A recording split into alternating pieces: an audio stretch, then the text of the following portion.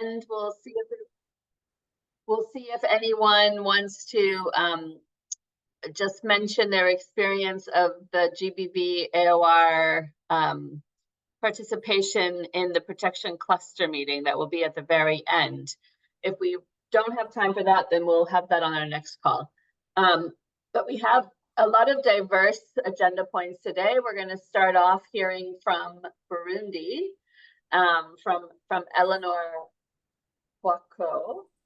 And then we're going to hear from Amira Mohana, who's going to talk about how she's working with the women-led organizations in Gaza. And she released a briefing note, so we will share that as right after the call if you haven't seen it yet. So that's very exciting.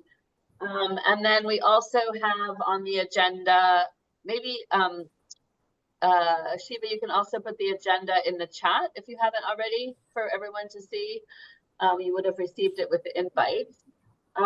But we also are going to hear about the new Caring for Child Survivors that has been put together between UNICEF, it's a revision, UNICEF and IRC. So there's a lot on the agenda, and we hopefully will have time for a few questions here and there. And so we'll get started so that we don't lose any more time. And we're going to start with Eleanor, who's the GBV coordinator in Burundi, and who, as you see on her slide, is talking about the GBV Mobile One-Stop Center plus Safe Menstruation Space. So over to you, Eleanor. And thank you for joining us today. Yeah, thank you very much. Do you see my screen? We do, yep. But you can put it on PowerPoint, actually. We see the whole, your whole screen. Okay, let me.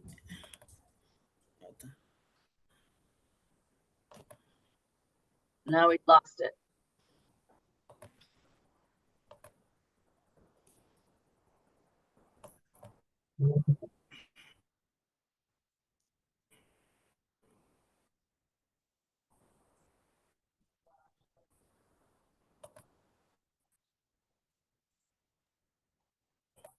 It should come up. It says that you're starting to share. Is it okay now? No, it just says it has started sharing screen. Hello. Actually see the screen, unless others. Does anybody else see it? Because I'm not seeing it yet. No, it hasn't. It hasn't been loaded. No. Do you hear me? I'm not seeing it.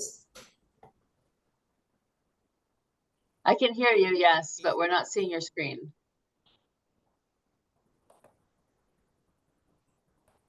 Okay. I think there's some Wi-Fi connection issues. Let me check again. Oh my God.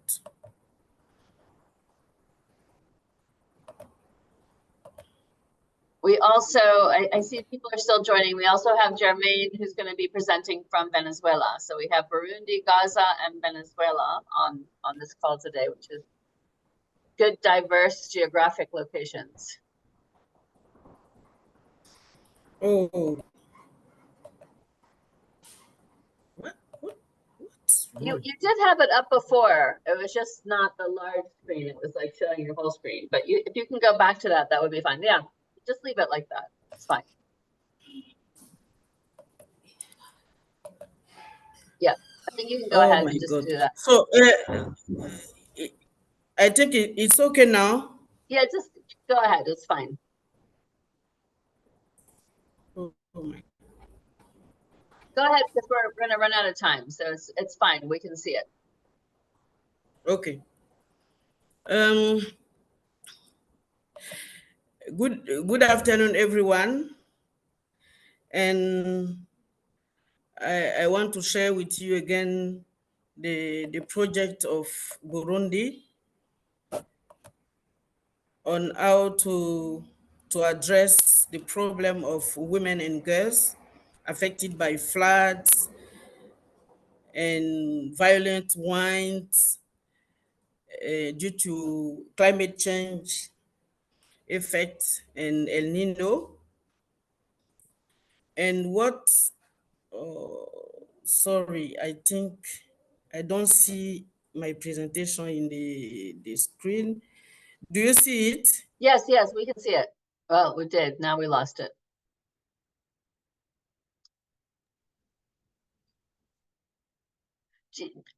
Eleanor, do you want to send it to Shiva and we can start with Amira in the meantime? And then maybe Shiva can share it. And you can go second. Does that work?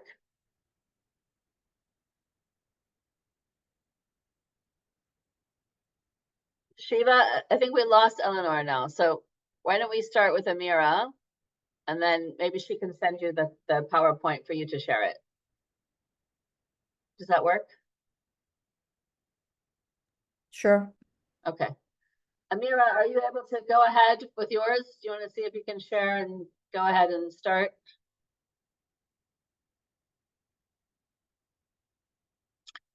So, and I see we have Anna Stone Arviga also from the Middle East, and welcome, Tema. So Amira is going to present, there's a briefing note that they just put together that we're sharing widely. So we're happy to share it with everyone here, that's talking about women's organizations inside Gaza and the response there. So Amira, can we move to you? Sorry, Yes. everyone, for the technical problems here. I think Bruni's having Yes. some Wi-Fi issues. So back to you, Amira. Yes. Shiva, if you please allow me to share my screen. All I good. think we already authorized you. Yeah.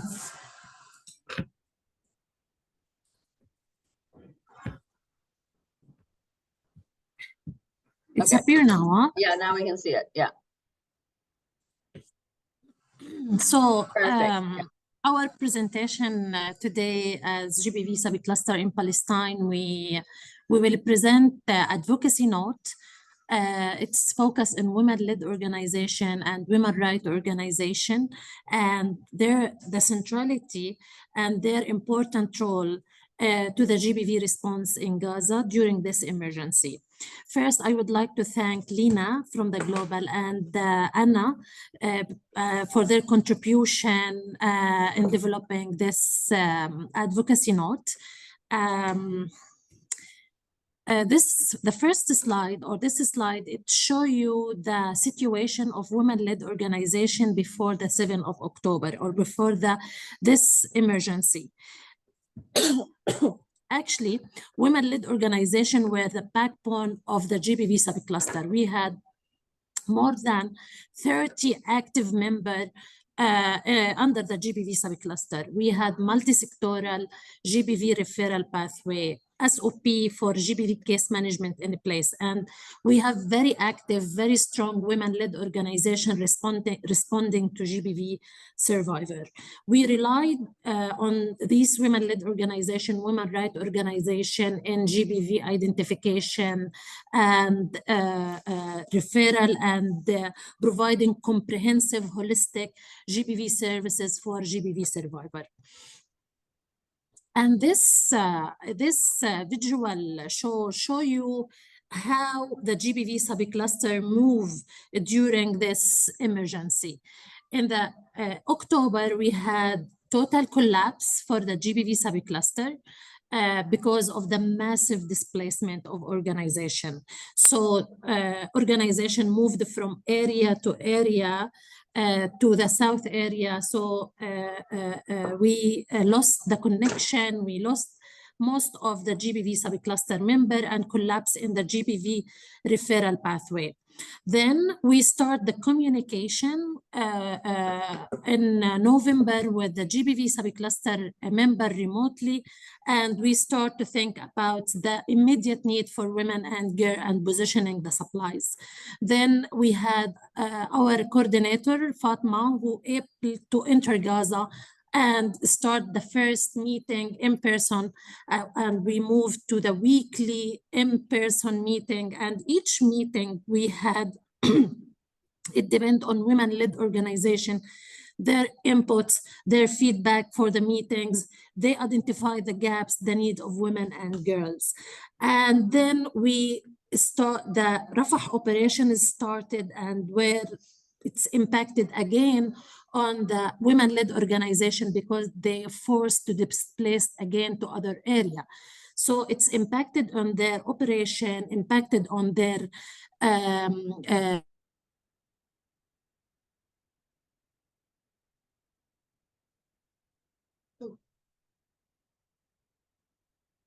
Amira, we've lost your voice.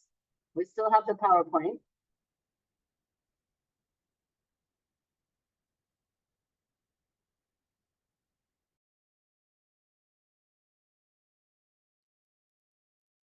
Amira?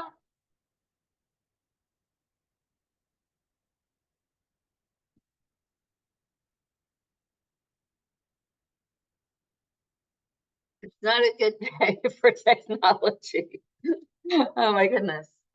Okay, we've lost Amira, who's sitting in Nairobi, and earlier we had issues with Eleanor in Burundi. So sorry, everybody. Oh, Jump in. This is Anna. I Do you know, want but me we don't have her PowerPoint or Amira. Okay.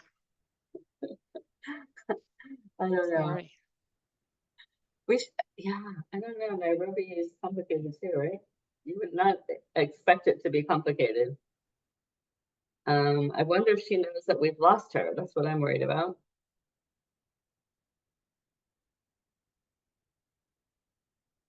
Do you have the PowerPoint, Anna?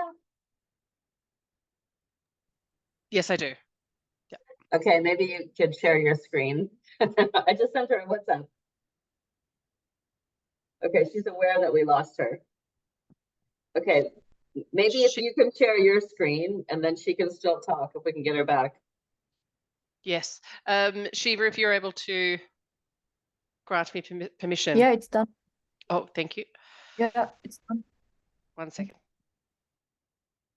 Yeah, so she just said she lost the connection.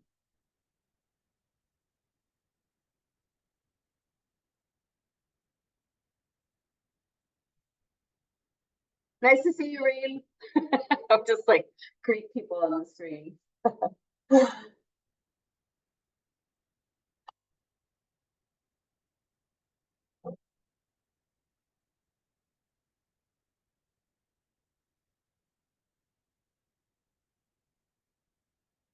It's nice to see so many coordinators online.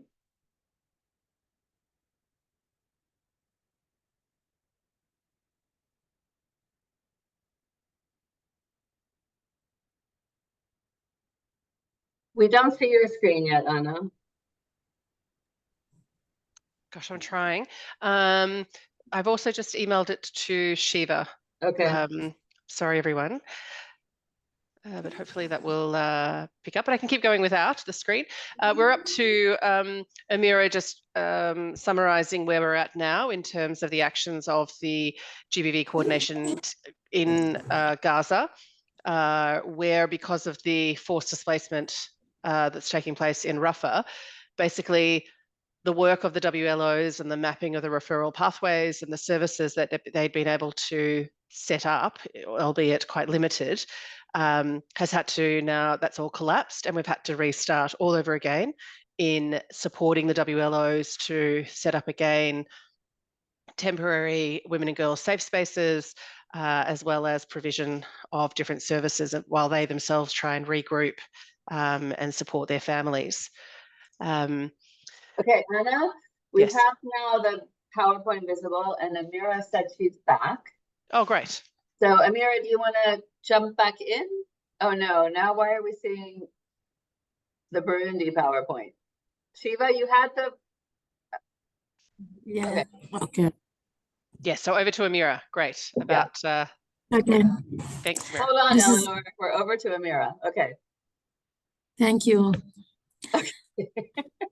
So I'm sorry for all this technicality. Actually, we had demonstration in Kenya and 10 were killed. So I think it's because of the Oh, incidents. that's true. That's true. We just heard that actually. Yeah. But there's for everyone who isn't aware, there's a lot of There's some rioting. I think even there's some fires going on, right? Because Yeah. of tax increases and things.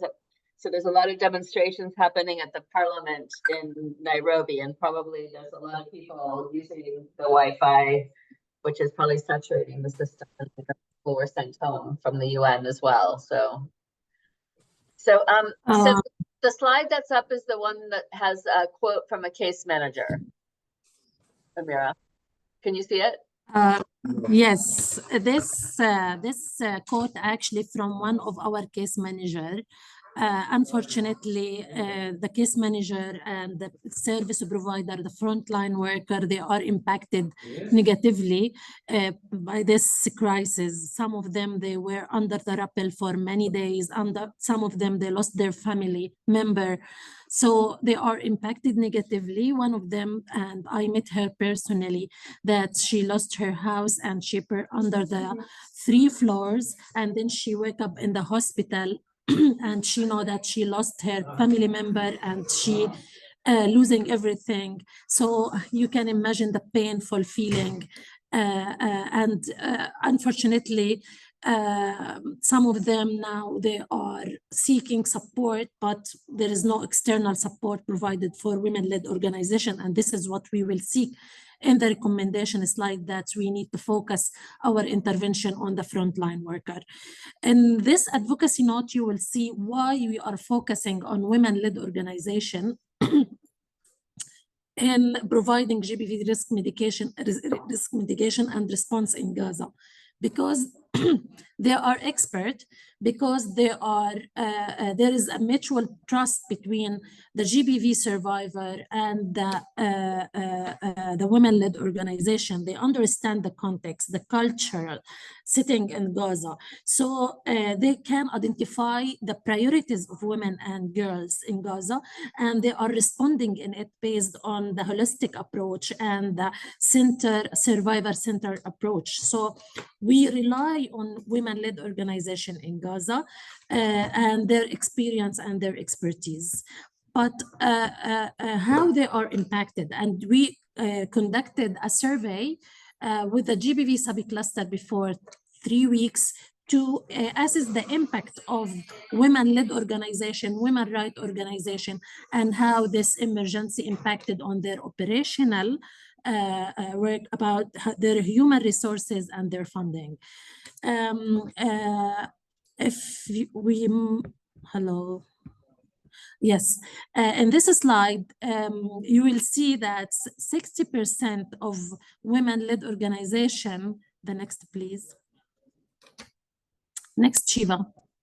You will see 60% of women-led organization reported that they, hello, you hear me, right? Yes. No, it's the operational slide.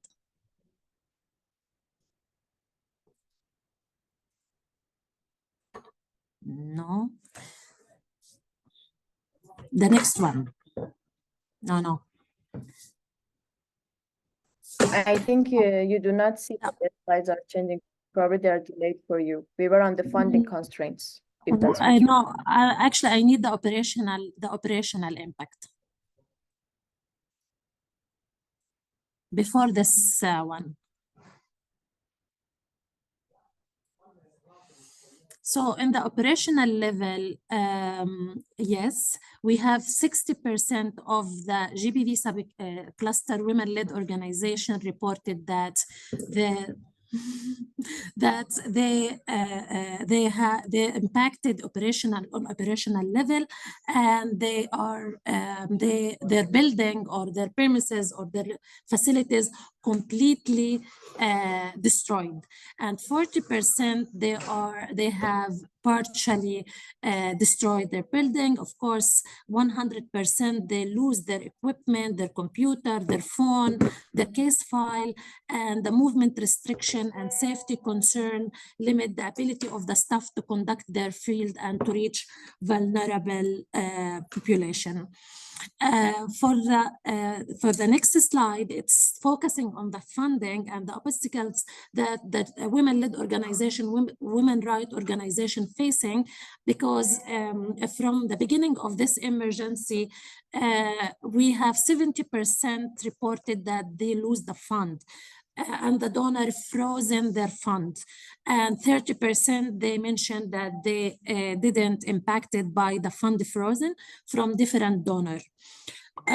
So for the next slide, you will see in the staffing and how this will impact on women-led organization staffing.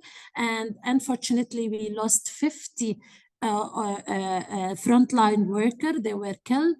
We have 98 frontline workers severely injured, and we have 118 they left Gaza. I say percent, no, it's numbers, and 118 they left Gaza. So you can imagine that we start to lose the qualified GBV staff who we invest, train, build the trust with the community. We start to lose them. So the impact will be on the immediate and the long term in providing the GBV services. The impact of this were on women-led organization and the survivor, and based on the report that we received from the GBV subcluster and from the 4Ws, there is a huge reporting and a huge demand, and increase the demand of women and girls who are need support and seek the services. And we don't have concrete statistic, but it's based on the reporting that we received through the 4Ws and the GBV subcluster member.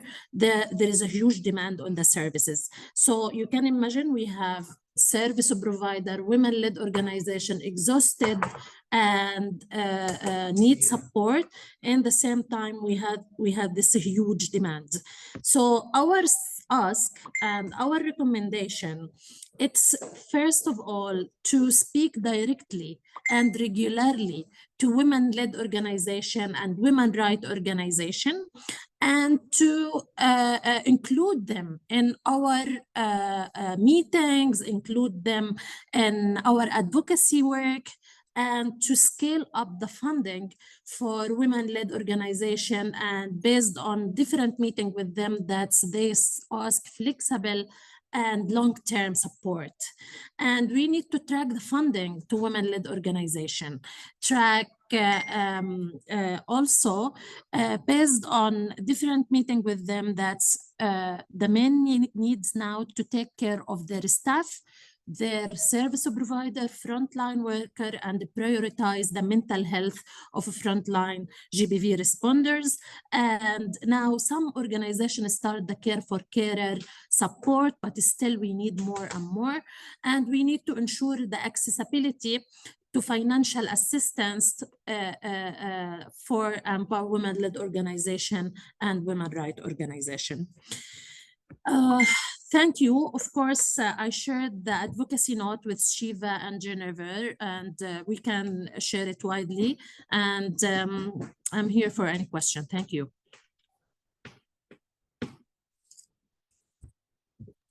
I know that we're really behind on time now, but if there's one person who wants to ask a question, if you want to raise your hand. Or you can also put any questions that you have in the chat, and then Amira can answer them there. And we will be sharing the briefing note. Maybe we can put the link into the chat before the end of the call. So, so thank you, Amira, for this. I know the briefing note is also very comprehensive, and I appreciate the support from the PARG and from Ariga and the Stone, and the hard work. I know that you're communicating remotely. I just was with Amira yesterday in Nairobi, and she is working 7 days a week, which is yeah, exhausting. So but she's very much in touch with the women's organizations that are still remaining in Gaza, as well as some of those who have left, right, that are spread out between Cairo and different locations, those who've managed to evacuate. So Amira, we just really appreciate your good work on this, and for very last minute agreeing to come on the call, and we can share the PowerPoint as well. It's quite a nice PowerPoint. So Eleanor, we're gonna move back to you. Hopefully Shiva can share your slides so that we can get through that challenge. Okay. So your slides are up, Eleanor. Can you see them?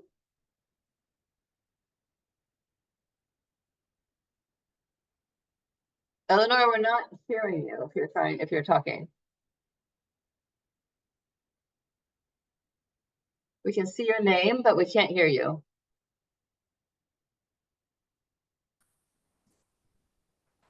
Now we can see you, but we still can't hear you. Hello. Yes, now we can hear you. Okay, over to you. All here. So, good afternoon, everyone. Once again, it's Eleonor from Burundi. And as we discussed last time in Nairobi, in Burundi, we are facing climate change effects like violent ones, floods, landslides that has caused a lot of damage and affect people. And we have around 300 people that have been affected, and all these people are in need. We lost some people, some schools have been damaged, the water point contaminated, and problem of sanitation facilities. And what is more important to emphasize is that we have around 33% women and girls at risk of GBV. Next, please.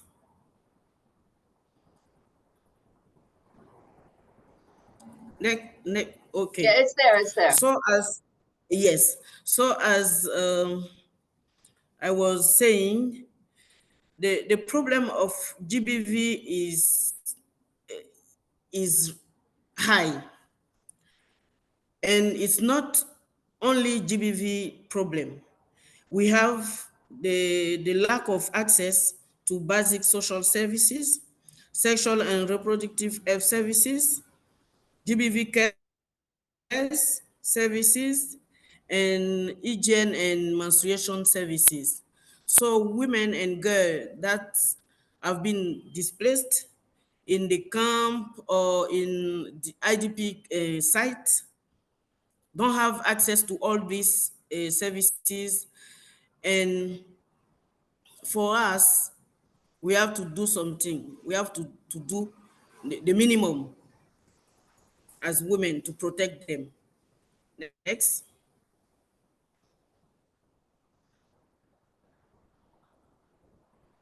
So the solution UNPA is working on is to establish an integrated service that will address GBV and also safe menstruation space. The GBV mobile one-stop center we want to establish in the IDP's site will provide medical services, psychological support, legal and economic assistance. And why we wanted to integrate the safe menstruation space, we noticed that all the women and girls in age of reproduction can't afford the menstruation material. They don't have pads, they don't have any information about menstruation, they don't know how to manage it. We have a lot of women and girls who are pregnant, and sometimes they don't know who is the father, because some pregnancy are being caused by rape, So for us, it's important to see how to put together these services and help women have a life who is good for them. Next, please.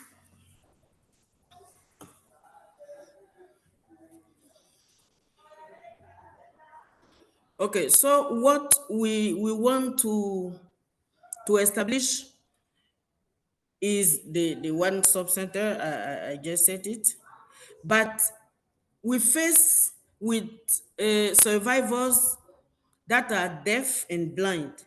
So we want to have some staff who can communicate with them to address them and to make effective the inclusion. And the second part that is very important to say is the partnership with women entrepreneurs in the sector of sewing that will come and train all these women and girls to make the reusable menstrual hygiene pads with biodegradable materials for their own use and for sale. Because we notice that they don't have any economic activity that can provide them money, income. So that these aspects will deal with the both the use and to get money. Next, please.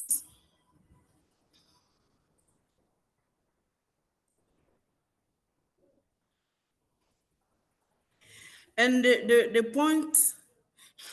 point I like is the digitalization of the demonstration of women and girls. Sometimes it's difficult to talk about menstruation, and in Burundi, it's very difficult to talk about menstruation as well as at home or at school. And we know that all the girls now are using phone, smartphone, or they are on Facebook, on social media. So after an assessment, they said if they can have a menstruation application that can help them to follow, to manage their menstruation, even they don't want to go to hospital to have information. So we set up an application with women, with girls that are following now a program of coding to do this application for girls. And also with the University of Health, we have some students in medical services that can use online consultation to discuss about all these thematic, how the period are painful. All the information about this can be provided by these medical people. And as we have a lot of problem on about electricity, we want to use solar energy in this place. Next, please.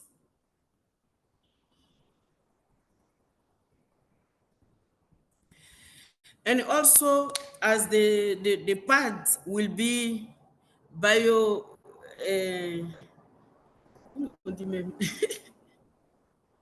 degradable, yes, biodegradable, we will use it, all the dishes, all the waste sanitation towel to fertilize vegetable.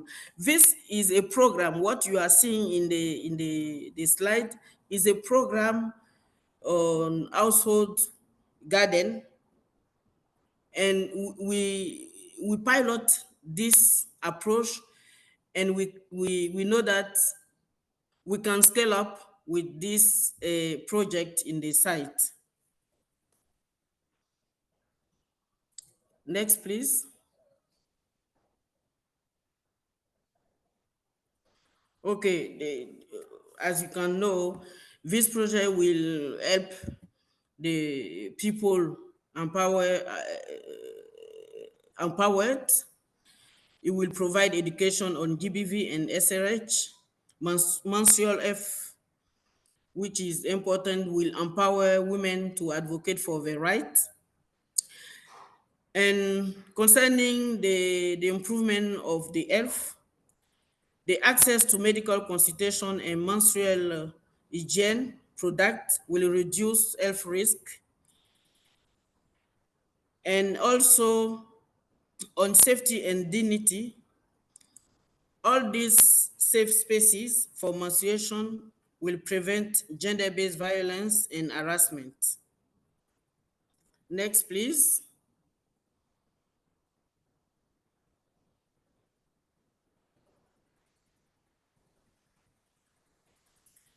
Okay, in the community, sometimes people think menstruation or GBV is the concern of women, but what we know sometimes or all the time, majority is the men who are the effort.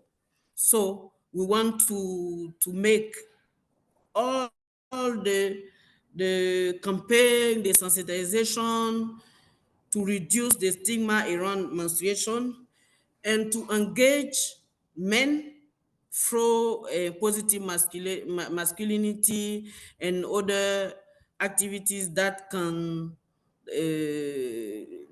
commit men and increase male engagement to support women and girls in this situation. Next, please.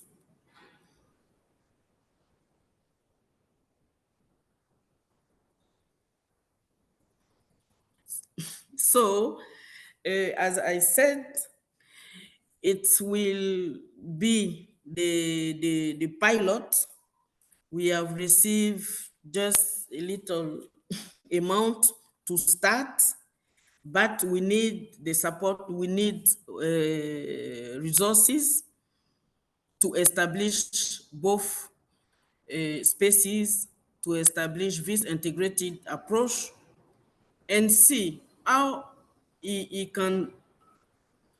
Sure, we know it will improve women and girls' life, but it will be a good pilot for us to know if we can scale up this approach in all the camp.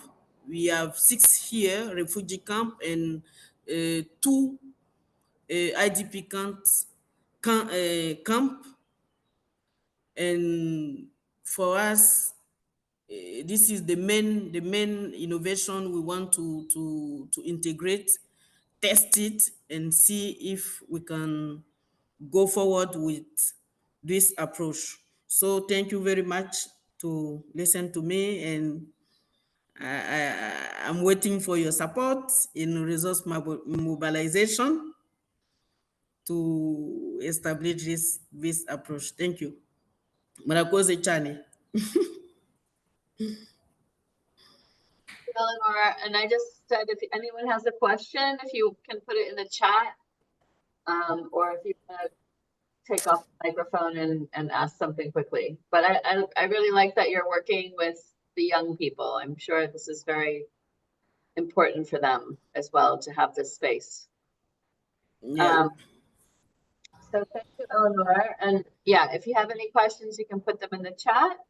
And since we're going to move on now to a project that's in Venezuela on GBV case management capacity building initiative from 22 to 23.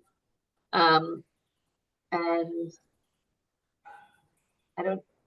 you going to show your own slides? Yes, hello everyone. My name is Germaine. She's Hi our Jennifer, how are you? coordinator from Venezuela. Yeah, Yes, well, two the positions, deputy coordinators. first part of this presentation is the video. So Shiva, go ahead, please. Oh, great, a video. Okay.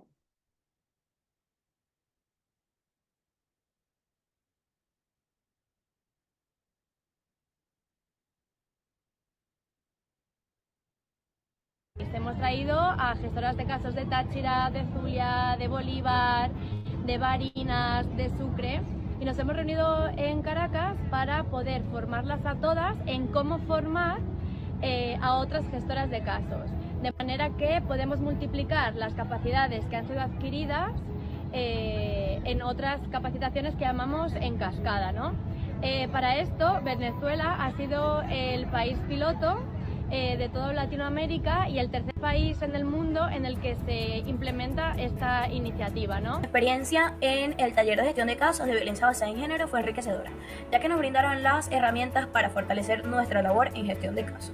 Y también fue una herramienta muy importante para conocer mejor la labor de otros actores humanitarios presentes en la zona donde trabajo y establecer mejor coordinación entre nosotros.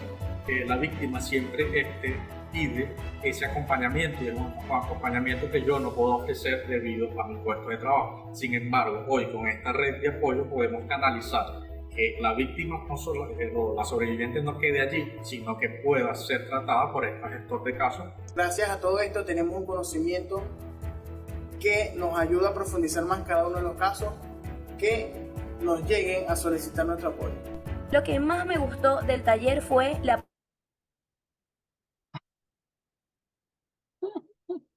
sobreviviente, y de esa manera garantizar que nuestra sobreviviente reciba una respuesta multisectorial segura y adecuada. ¿Cómo lo voy a llevar a cabo en mis labores como gestora de casos? Pues precisamente la sensibilización con que se debe trabajar y llevar a cabo cada uno de los pasos que allí nos dieron para cerrar un caso de manera exitosa. Fue entender y cambiar mi óptica de cómo ver a la sobreviviente víctima de violencia de género. Aprendí cómo visualizarla bajo otras perspectivas con todas las herramientas que nos dieron. Vamos a aplicar protocolos para mejorar la atención a las ciudadanas. Lo que más me gustó en el taller fue el autocuidado, porque me generó demostrarme, quererme a mí misma y al personal donde soy gerente.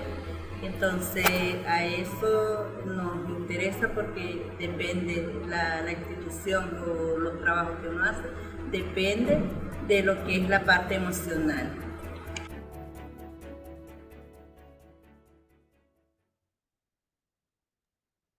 Okay. So this is like a very, very brief testimonial from the field since we started with the GBV case management workshops in 2022, right? So we're going to present very quickly about all the experience that we are still doing right now in Venezuela. Next slide, please. So the first phase of this experience was we started in 2022, right? In April, we did the open call and received 20 applications from different parts of the country. In May of the same year, the evaluating committee, they meet and they review the profiles and they did the selection of participants for the chain of trainers, right?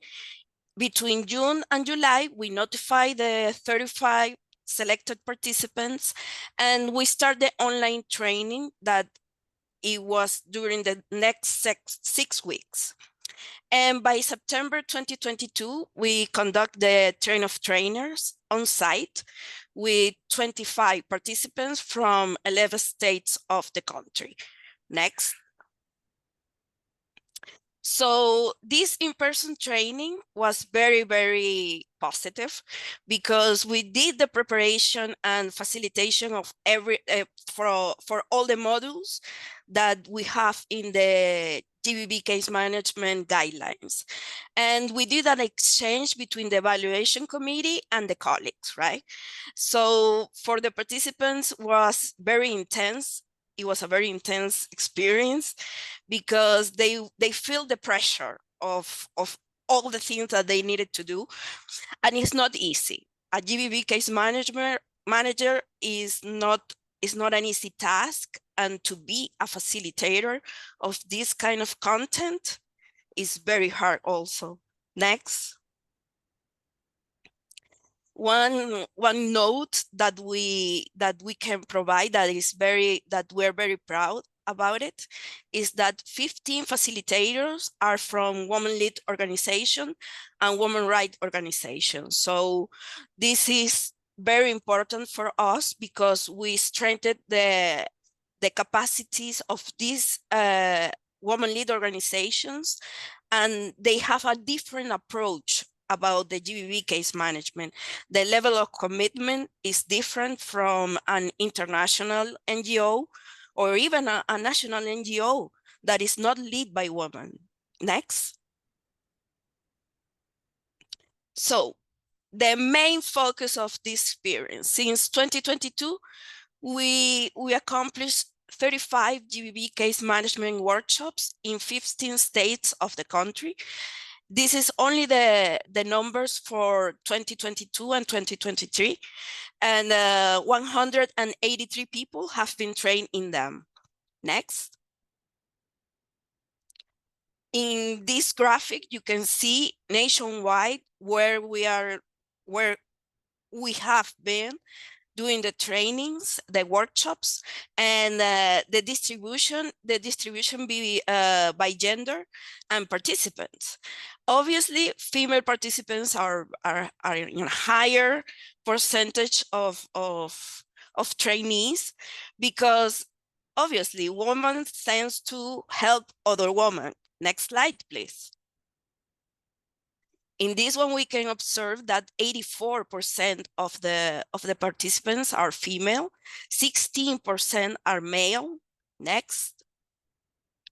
And in the type of organizations, 30% are nationals, NGO, and 27% are from the state, like district attorney's office, police workforce, National Women's Institute, and 19% are from local NGO.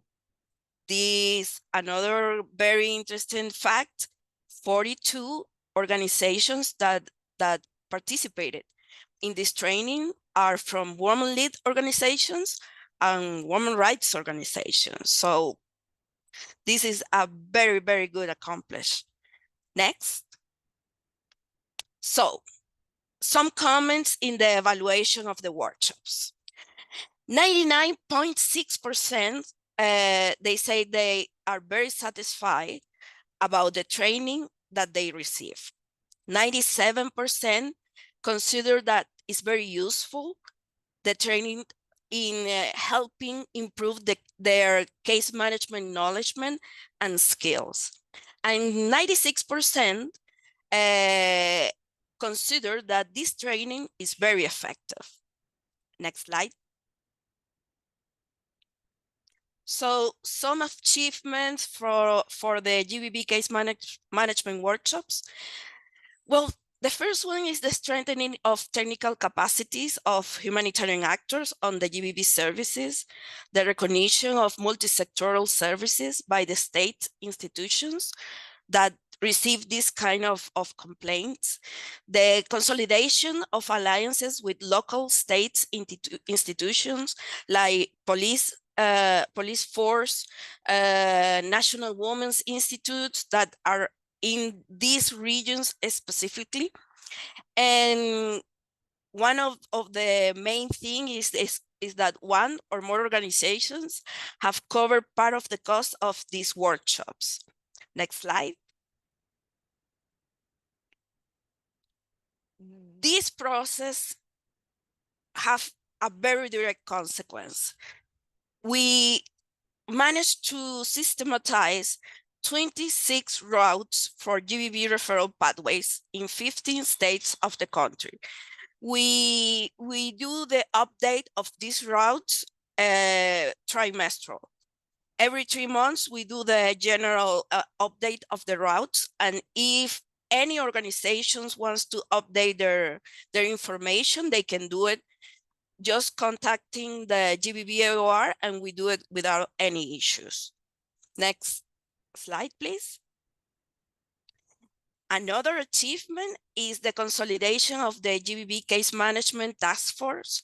We held in total 23 meetings at the national level and in different states. In those meetings, 75 local organizations that provides GBV services participated. And it's very important to notice that in 2 states, Lara and Swategi, we have 2 woman-led organizations that are co-coordinators of this task force. Next slide, please. Challenges. Oh my God, this part is very hard for us because since last year, we started to experience the budget cuts for GBV humanitarian projects in Venezuela, which directly affect survivors. The continuity of workshops and the services on the state of the states that are prioritized by the HNO and the HRP. This is very, very worrisome because more than 50% of the GBV services are closing down since October last year. And it's very expensive to do a workshop here in Venezuela because of the economical situation.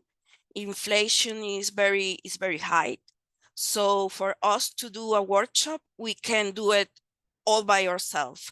We tend to do the workshops in tandem with another NGOs that are interested in this activity. Next slide, please. One of the challenges that I always say that we can create something new is the design and conduct GBV case management courses for vulnerable population like people with disabilities, indigenous people, LGBTQ communities, and safe referrals for children and adolescents. We managed to create alliances with different NGOs that they are specialists in these areas. So we offered last year webinars, specialized webinars in GBV case management and how to care for this population, right? It was very successful. However, we consider that we need to go deep in how we design a methodology that can manage to create some comprehensive workshop that offer these tools for GBV case manager. We need to reevaluate level 2 facilitators according to their performance since October 2022. This is very important. And the other challenge that we identify is the importance of strengthening the MHPSS services and GBV, because we identify that we don't have many professionals that are prepared to care for this kind of survivors. Next slide, please. So as a final thought, the GBV case management methodology is a process with a very, very clear survivor-centered approach where the survivor autonomy is returned. The decisions, wishes, and timelines of survivors are respected and determine the type of support provided by the case manager.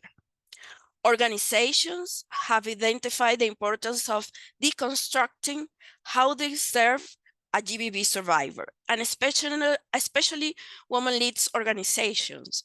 The welfare vision gives way to empowerment of those who attend services. In the case of women-led organizations, it's very interesting because they already do historically, women-led organizations, they do this work.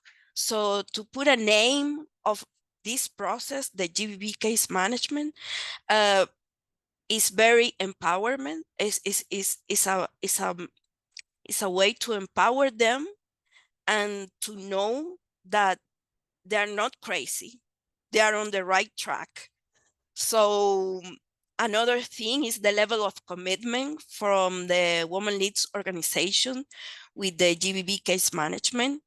Even when the projects shut down, they still do the GBV case management because they know that women need that help, that women needs the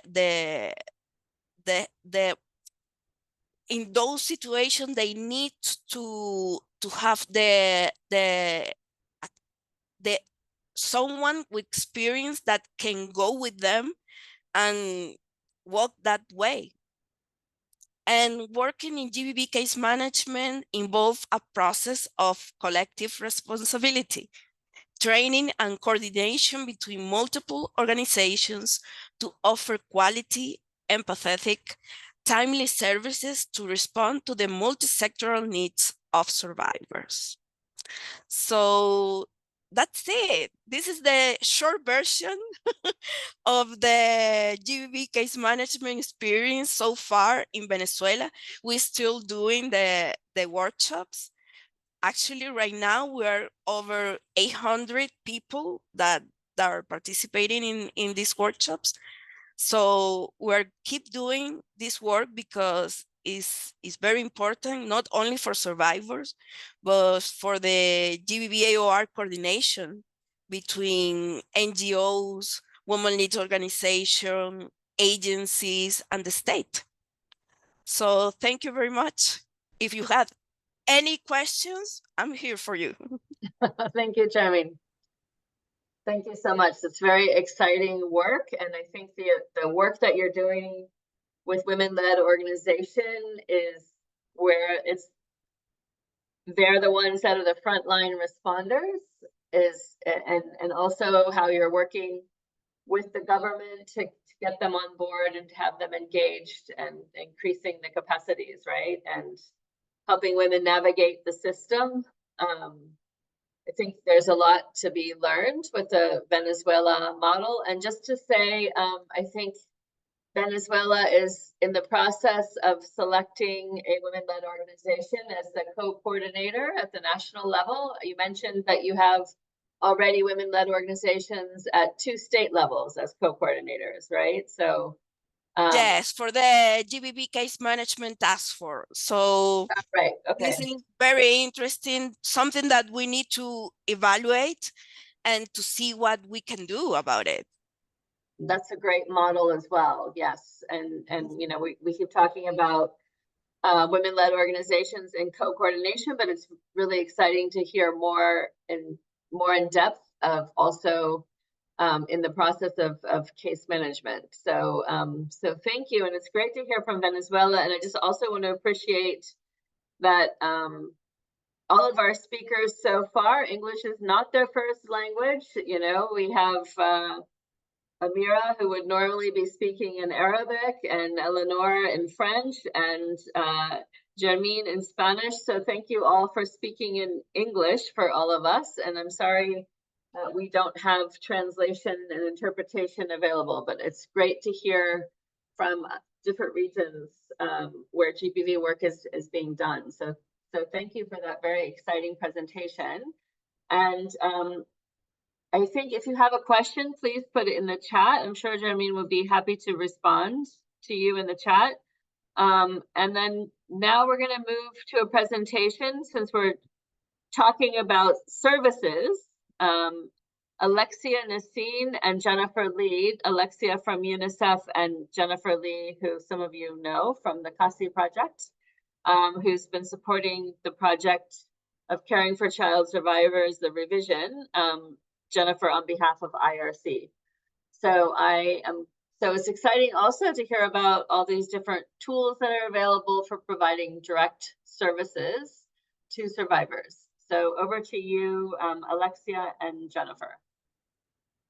Good morning, good afternoon, everyone.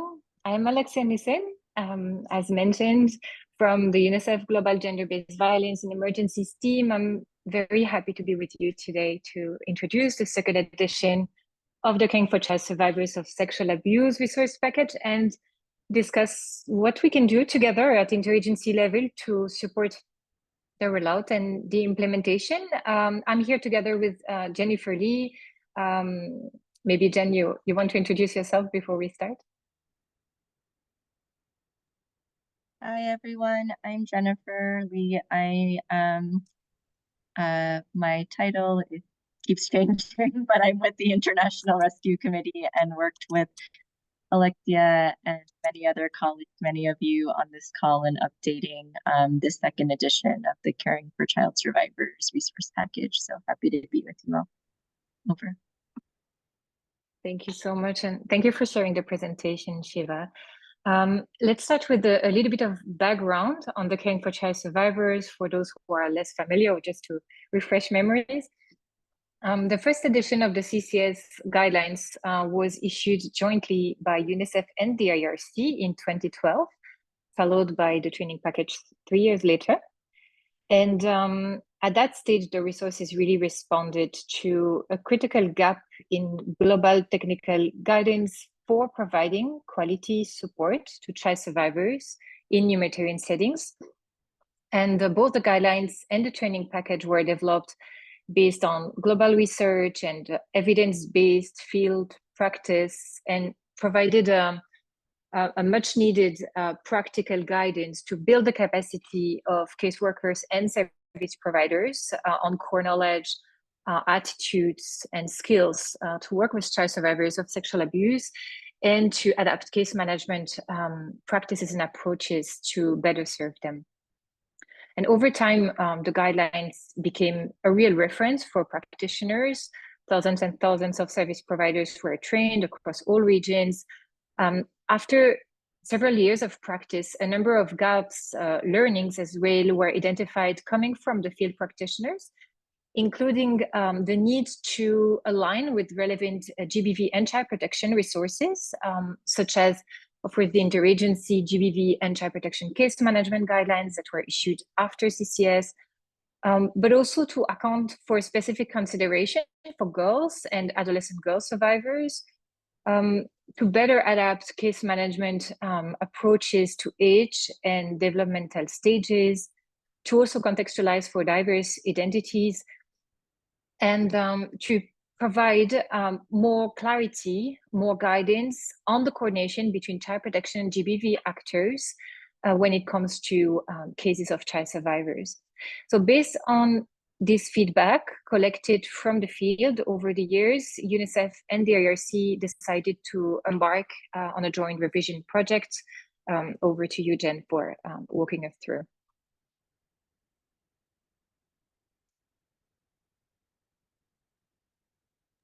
Okay, great. Thanks, Alexia. So as Alexia mentioned, we were getting a lot of feedback from colleagues doing this work, implementing the Caring for Child Survivors guidelines, the first edition, just in terms of different areas to strengthen or more practical guidance needed. And I think, you know, the Caring for Child Survivors guidelines, they really were like born because of feedback from caseworkers. And I think we wanted to stay true to that as we collected feedback over the 10 years since the first edition was launched, as well as through this revision journey. So the journey to revise the CCS guidelines really began with a literature review, a desk review, as Alexia mentioned, of some of the resources that came out since the first edition was published.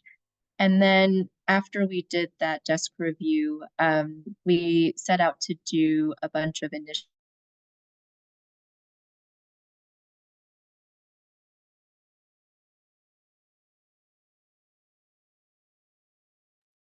Jennifer, we've lost you. I think we lost her completely, right? Did she drop out?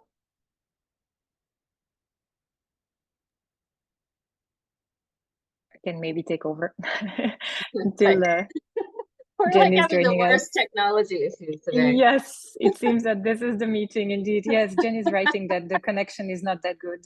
It just dropped. She will be Where is she sitting right now? joining us. She is actually on mission in Nairobi. Oh, in Nairobi, you see? It's the same problem that we were having earlier. This is all about Exactly. the protests that are going on. Okay. Exactly. So please cut me if you see her joining. Yes, so we were on the first phase basically of the project, and the attention that we put on the field consultation and the identification of gaps and needs to inform the revision of the guidelines. We had a series of focus group discussion with GBV and child protection practitioners of various regions. We had also key informant interviews with experts, academics, organization focal persons, and we had a global survey that maybe some of you contributed to. And in total, over 250 experts took part in the field consultation that generated, as you can imagine, a lot of findings and recommendations for the revision. You see on the screen maybe the key takeaways from those consultations that have been kept at the heart of the revision process, as Jennifer mentioned. First of all, to increase the focus on adolescent girls that are disproportionately affected by sexual violence and represent also the main reality of the service providers. Integrate as well or reinforce a gender lens.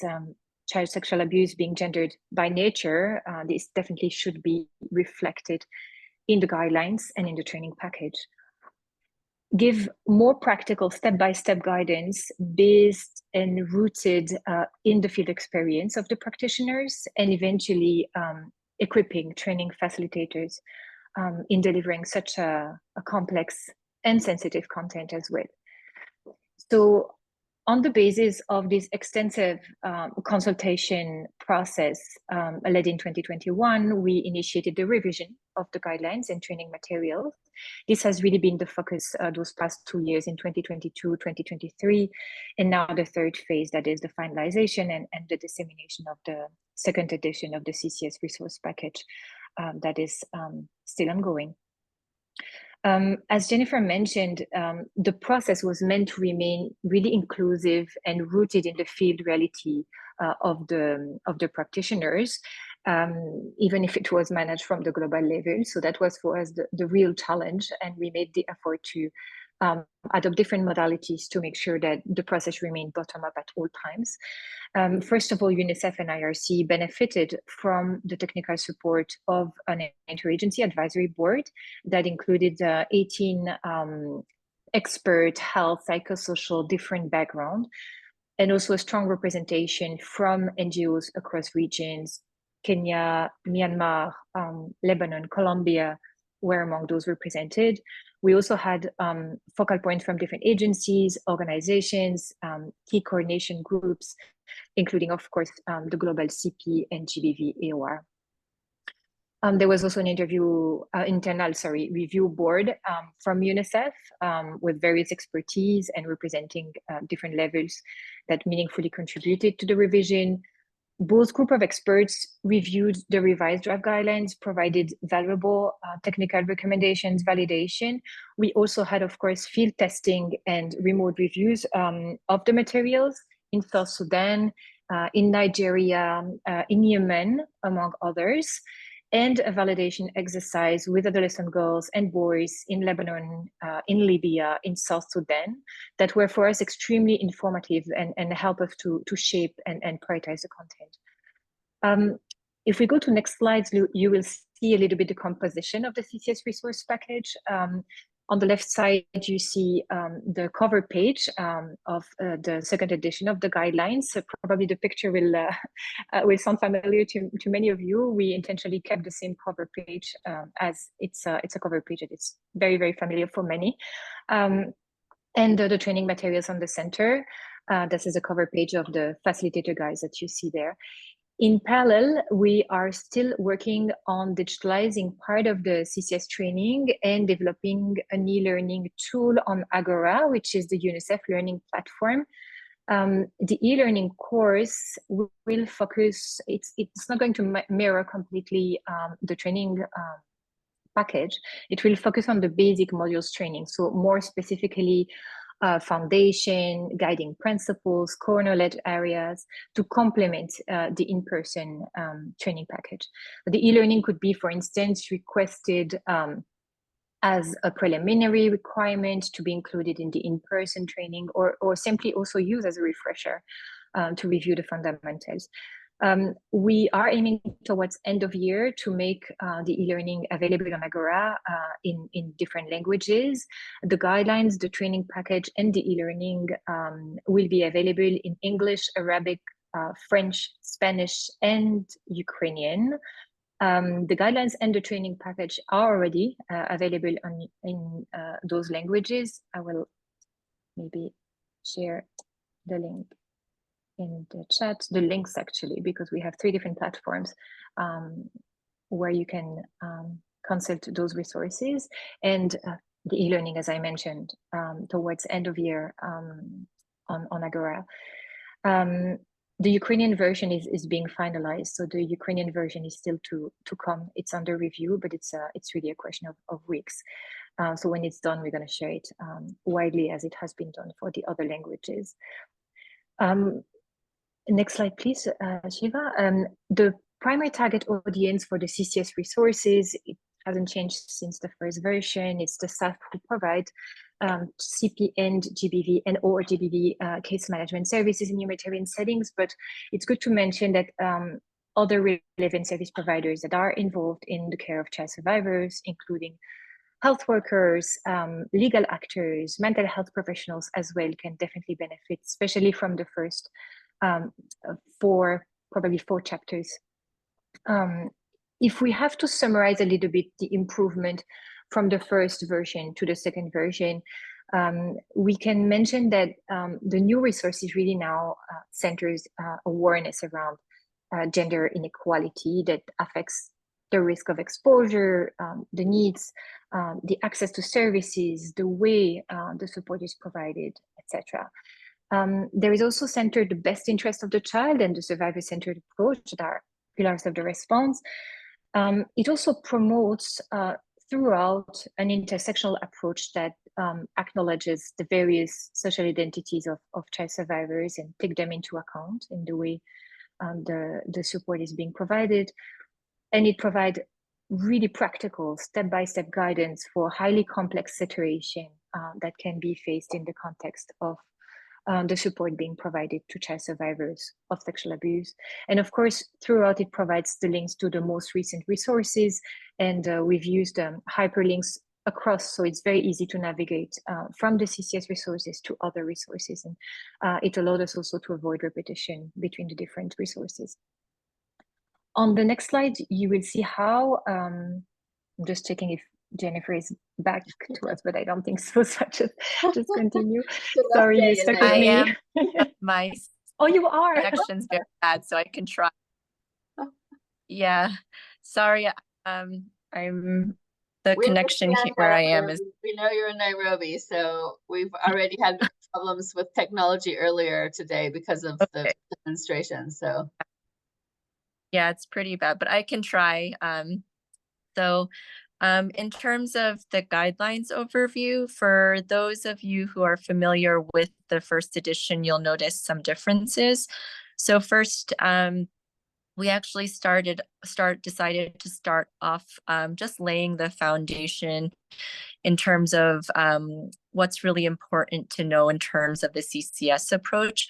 So this is where we talk about the rootedness in sort of the social work case management approach, as well as looking at both child protection as well as GBV case management, and kind of having those the guiding principles that were adapted from the GBV guiding principles, as well as the child protection case management guiding principles. So we start off setting the stage a bit more than the first edition did in terms of the CCS approach. And then we move to the core knowledge areas.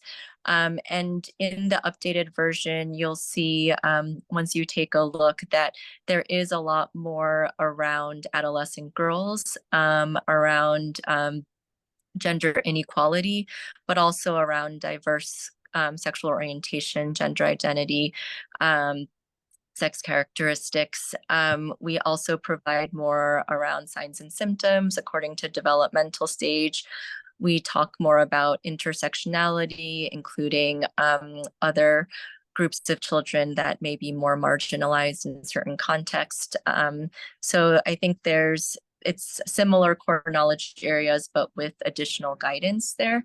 Then we go to attitudes and beliefs, and there's more in this chapter around attitudes and beliefs, particularly around adolescent girls and boys, which wasn't necessarily as present in the first edition.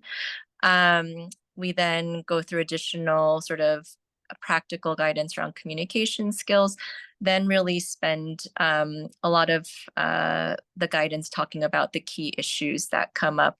And I think we talk about mandatory reporting, informed consent, informed assent, but we also talk about PSEA as well, which wasn't in the first edition. And then just to highlight that for the steps of case management, we don't provide a step-by-step case management guide like we did in the first edition, because again, as Alexia mentioned earlier, the first edition was created before the CP case management and GBV case management guidelines came out. So now that both of those case management guidelines exist, these steps really talk about, in addition to sort of GBV and CP case management, what else do you really need to know or consider for each step to ensure the safety of a young and adolescent girl or boy survivor of sexual abuse. Then we talk about coordination, but really providing additional guidance around CP and GBV coordination, but also including coordination with other services as well. And finally, a new chapter is around supervision and support, obviously, because these supporting these clients can be really tough. So that wasn't included in the first edition, but we've included it in the second edition. So really overall, there's pretty practical and I think comprehensive guidance for providing, as you see at the bottom, quality support to child survivors and their families in humanitarian contexts. Next slide, Shiva. I think this is back to Alexia, but I can. Sounds good. Thank you so much, Jen. Time is running, I see, but let's say a word about the training package specifically. As we mentioned, the CCS training targets participants who have preliminary knowledge of GBV and or child protection case management. The structure of the training package is composed by an overarching guidance note that introduces the package, a detailed facilitator's guides, and of course, PowerPoint presentation and handouts. The package is organized online for every language, module per module, so it's quite easy to navigate. There are 10 modules in total, including the introduction and the closing module. So it's basically 8 key modules, let's say, that follow the same structure that the guidelines detailed by Jen in the previous slide. The total volume is approximately 35 hours. And the guidance note proposes 2 approaches basically to deliver the training. The first one is a 7-day in-person training, which allows probably a slower pace, but also more practice, more exchange. And this approach would be recommended for less experienced participant groups, but also for contexts with simultaneous interpretation or limited availability from participants, or a 5-day hybrid, more condensed with self-study approach. This approach would probably work best in context with participants with advanced knowledge and experience in case management for child survivors of sexual abuse. The self-study part of the training package is mainly focusing on the chapter 7 and 8, so the coordination chapter, the supervision chapter. The guidance note provides a suggested structure day by day that is customizable according to needs and priorities in every context. We could also, as I mentioned earlier, consider the e-learning as a preliminary requirement. The e-learning focuses on module 1 and 2 that represent approximately 6 hours of training, of in-person training. So having participants already trained online on the basic modules has the advantage to gain a few hours on the first day, even if the content is so important, so critical that it will need to be somehow reviewed as well. Maybe going to the next slide for the 2 last minutes. So now we do have the resources available. We do have them available in 5 different languages. What's next? We currently have a lot of momentum that we at the interagency level should definitely capitalize on to ensure a dissemination, a rollout that is large scale, that is inclusive, that is local led and sustainable as much as possible. We have a lot of lessons learned that we could capitalize on for that. What we have noticed is that even before the CCS package was finalized, was released, it generated a lot of interest. So we have over 25 countries that came forward already expressing intention to roll out the CCS package in the coming month. We, UNICEF and IRC, officially launched the CCS package during 2 global events in April that maybe some of you attended. We also had our first regional launch covering Asia Pacific. It was an initiative under the umbrella of the regional GBV AoR to discuss specific needs and priorities in the region, discuss how the contextualization and the rollout could take place. The discussion was extremely rich and interesting. So maybe other regions would be interested in organizing something similar. There are quite a number of country-led initiatives to plan for contextualization rollout, also additional translations that are being discussed at regional country level. What I can already tell you is that in addition to the 5 languages that we have, Burmese and Chinese have already been confirmed by the countries. If your organization has interest and capacity to translate in additional languages, please contact us. We do have SOPs for translation and we can provide additional guidance. So basically, as you can see, a lot of momentum and due to this high interest, the implementation started somehow organically.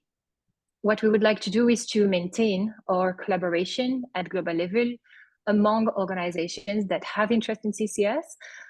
We are planning to reactivate the existing structure of the advisory board that have been so resourceful until now, and the GBV AoR is part of, to really promote the dissemination of the resources, exchange on the ongoing initiatives, priorities, needs, also discuss fundraising and share lessons learned and good practices. We would welcome definitely organizations interested. We are hoping to also collaborate very closely with the GBV AoR and whoever is interested in being part of the CCS community, welcome to come forward and join. The rollout of the CCS is part of the GBV AoR work plan. That would be my last remark. As an interagency priority, we would be really happy to open a discussion on how to join forces to make it happen as we planned earlier this year. So I'll stop here as we took a lot of time, and I know that we still have a few topics to discuss under the AOB, but really looking forward to hearing your thoughts, questions, if any. You do have later in the slides the email addresses of Jen and I, so also feel free to contact us bilaterally if you have any specific questions, and I hope we have the chance to just continue this discussion. Back to you, Jennifer.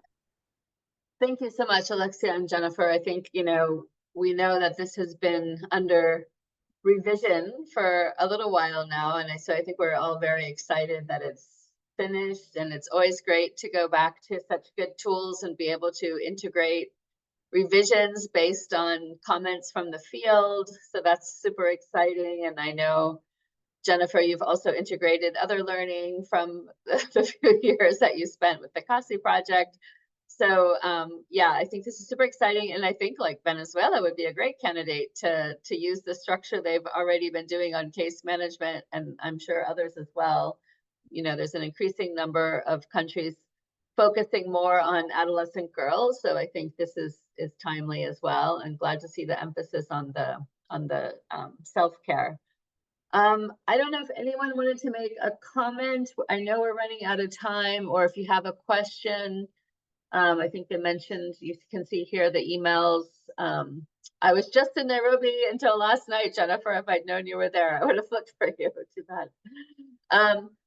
And then I wanted to just do a quick breaking news. We were gonna, as an AOB, talk a little bit about the coordinators meeting, which we just had 2 weeks ago, it's exciting to see so many of our coordinators on this call, but we'll save that for the next call. And then I just wanted to do the breaking news that Shaza, who's our women-led organization from the organization called NADA in Sudan, just opened ECOSOC with the Secretary General. And I've had people writing to me and sending the link and saying it was exciting to hear ECOSOC opened with in the first comments on GBV. So the whole ECOSOC meeting has just been opened, and we had one of our actually Shaza is now the co-coordinator as a woman-led organization in Sudan, together with Akiko. And then they also have Noha on their team, who was part of the Women's Union before in Yemen. So I think one of the exciting things that took place during the Global Protection Cluster meeting was a lot of discussion on localization, and us, of course, having a lot of focus on women-led organizations. Tools that were shared also across the AoRs and protection. A lot of support with child protection. There was a whole technical laboratory dedicated to this, which Stephanie also participated in. We also had Lena there, who was supporting a whole day on advocacy, and also provided an advocacy workshop during the GBV days. So we'll give you more information on that. I'm hoping we can maybe get the link in here to Shaza opening the UN. I don't know, Stephanie or Emily, if you're, did you get it in there? Yeah, it's already in there. Okay, so if you want to take the link and be inspired, as I said, I already had some messages coming in that Shaza, they asked her very last minute, like a week ago. I don't know if she made it to New York, if she did it virtually, because they asked her with a very short notice to get her visa. So, but yeah, a lot to celebrate. And I think we're also very excited just to say that we do have momentum with having co-coordinators who are women-led organizations now in South Sudan, Sudan, Yemen, Venezuela, soon to be Colombia. Who am I leaving out, Stephanie? We had at the subnational level, Somalia, but yeah, a lot at the national level. So we're excited about the learning that's happening around this as well. So anyone want to make any comment or any AOB before we end the call?